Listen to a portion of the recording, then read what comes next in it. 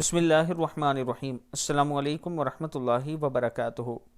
عابد راجہ channel کی طرف سے آج میں اپنے دوستوں کو بتاؤں گا کہ رمضان المبارک میں رسول اللہ صلی اللہ علیہ وآلہ وسلم وہ کون سے 4 عمل ہر روز اور کثرت سے کیا کرتے تھے۔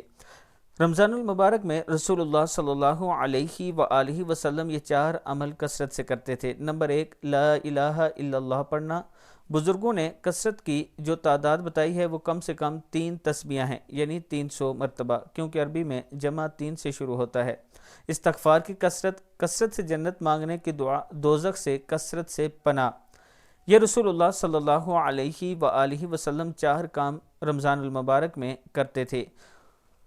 جہنم سے پناہ مانگنے کے لیے حدیث میں یہ دعا ہے، جن میں ایک دعا یہ بھی ہے، بسم اللہ الرحمن الرحیم، اللہم انی اسألک الجنت وما قرب الیہا، اللہم انی اعوذ بک من النار وما قرب الیہا۔ صدق اللہ العظیم۔